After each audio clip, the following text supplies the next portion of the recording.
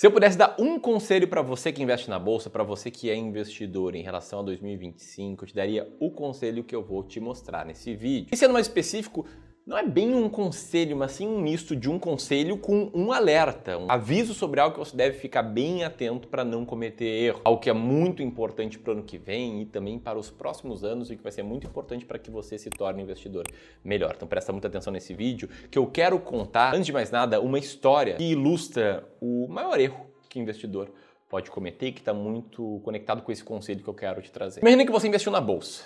E aí a bolsa começa a despencar. E essa aqui é a capa do jornal que cita não só uma queda de quase 10% em um dia, como também uma queda de 40% num mês, uma crise que não é só brasileira. Afinal, bolsas da Europa, América do Norte e Ásia estão desabando. Nisso, o real está se desvalorizando e o dólar está batendo recorde. E esse fenômeno é tratado como o evento mais dramático da história recente do Brasil. E você lá com as suas ações caindo. Só que não só essas ações estão caindo, como também as oportunidades em renda fixa, elas parecem cada vez mais claras. Afinal de contas, a taxa Selic, que estava em 29%, sobe para 49,75%, gerando perdas bilionárias. Isso tudo numa crise muito maior do que a crise atual que a gente está vivendo, mas com algumas coisas parecidas. Afinal, atualmente a bolsa não vem performando bem, ela vem tendo um péssimo desempenho nos últimos meses, o dólar está batendo recordes e o Banco Central está subindo bastante as taxas de juros. E aí justamente no momento em que a bolsa está lá embaixo, em que no jargão aqui do mercado ela teve um grande drawdown, uma grande queda, esse acaba sendo o exato momento que você não quer mais saber de ações.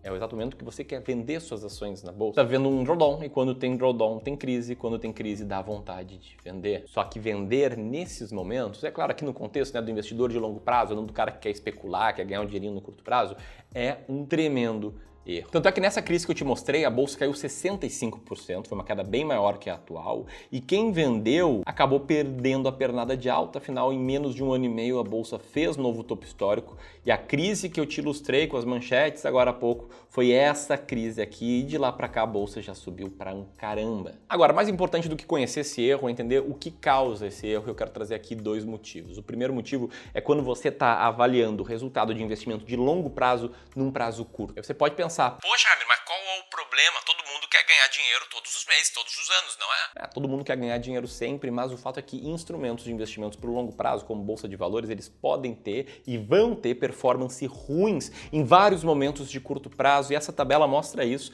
Ela mostra que o Ibovespa, na média, teve 58% dos meses positivos e 42% dos meses negativos. Mostra que se você alonga um pouco o prazo para um ano, ainda assim 63% das vezes é positivo, mas nas outras 37% é negativas. Em períodos de 36 e 60 meses seguidos, ou seja, 13 e 5 anos, também a bolsa volta e meia está caindo e ela tende a se aproximar de 100% de chance de ter alta, quanto mais longo é o prazo. E eu vou além, tá? Nesse livro aqui, chamado The Geometry of Wealth, um livro muito bom, o autor cita um estudo, que é esse estudo aqui, que mostra a probabilidade de retorno da bolsa em períodos de um ano, olhando dados históricos. Muitas vezes a bolsa sobe de 10% a 20%, mas muitas vezes ela cai de 10% a 20% e em uma parcela não desconsiderável das vezes ela cai mais do que 20%. Só que no longo prazo, olhando para períodos de 10 anos corridos, olha só qual é a média de retorno anual. Na maioria das vezes é algo entre 0% a 10% ao ano ou de 10% a 20% ao ano. Por que eu estou te mostrando isso? Para você começar a organizar o cérebro para enxergar retorno de investimentos de longo prazo em prazos mais longos de fato. Aí você pode estar pensando, beleza, falou que citar dois motivos, citou só um. Qual é o segundo? O segundo talvez seja um motivo ainda mais grave, porque é muito fácil de cometer esse erro, que é o erro de você seguir a manada. Eu sei que você pode pensar algo como, poxa, eu não sou assim, eu tomo minhas próprias decisões, eu tenho minhas próprias convicções, eu analiso manchetes, eu falo com outras pessoas antes de tomar decisões. Só que a verdade é que seguir a manada é algo mais comum do que você imagina. Um erro que esse aqui, ó, eu já cometi várias e várias vezes. Quando eu comprei ações da Parmalat, código 1011, a ação que mais se desvalorizou na história da bolsa foi assim. Ela estava subindo e todo mundo falava que, nossa, essa ação aqui vai bater R$6, vamos todos ficar muito ricos. E aí eu só ouvia argumentos de quem concordava comigo, eu não procurava argumentos contrários. E aí tinha ali uma pequena manada de investidores inflando os preços daquela ação que não valia nada. A empresa estava em recuperação judicial, endividada, cheia de treta, cheia de rolo. É óbvio que todo mundo perdeu dinheiro. Mas a manada ela também se comporta de outras formas, não só investindo em ações especulativas. Te liga só nessa história história que passa na década de 2000, uma década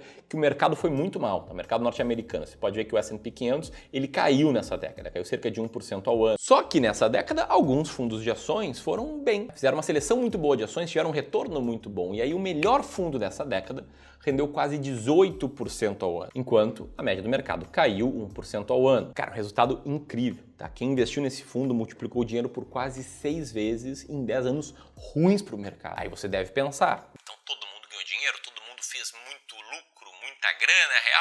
não é real, e isso ilustra bem o que quer seguir a manada. Porque se a gente for comparar o retorno do fundo com o retorno médio do seu investidor, do seu cotista, o que acontece? O retorno do cotista é muito menor do que o do fundo, porque o cotista, o investidor médio, ele compra na alta e vende na baixa. Então, mesmo o fundo tendo rendido quase 20% ao ano, o investidor médio perdeu 11% ao ano. E a moral dessa história aqui é que existe uma diferença gigantesca, uma diferença absurda entre retorno do investimento e retorno do investidor. Ou seja, mesmo que você compre ativos vencedores, mesmo que você compre ações que tendem a se valorizar muito, Tesouro, IPCA+, a uma taxa boa, mesmo que você tome várias decisões boas, se o seu comportamento for o comportamento de consistentemente comprar na alta desses ativos quando as notícias são boas e constantemente vender na baixa quando as notícias são ruins, ou seja, se seu comportamento for o de seguir a manada, você vai perder dinheiro. E é por isso que a gente existe, inclusive, né? O trabalho que a gente faz aqui no Clube do Valor, nosso serviço de Wealth, responsável aí por cuidar de mais de 3 bilhões de reais de patrimônio de terceiros, é criar uma estratégia e auxiliar os investidores que não têm tempo e não têm segurança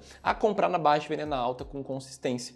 E se você quiser conhecer esse serviço e ter uma primeira sessão gratuita, sem custo nenhum, para que a gente analise a tua carteira, mostre o que está legal, o que dá para melhorar e te traga um plano de investimento, você pode fazer isso agora, apontando seu celular para esse QR Code que está na tela ou apertando aqui no primeiro link na descrição, preenchendo rápido o formulário. A gente vai analisar as suas respostas.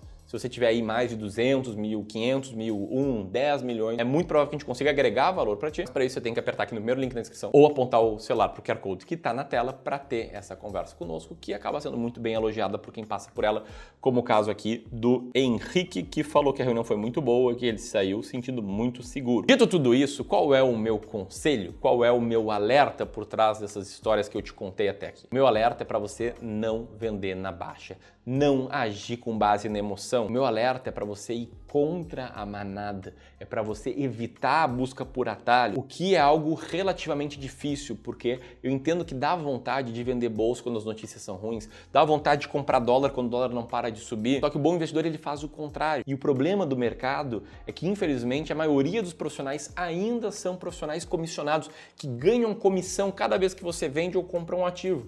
Então tu imagina lá, investidor que tem pouco tempo, que tem pouco conhecimento, que está nervoso com o mercado, e aí ele liga para o seu assessor e fala: olha, estou pensando em mudar a estratégia, estou pensando em vender meus fundos imobiliários e enviar dinheiro para o exterior para comprar dólar. Poxa, o que o assessor vai tender a fazer?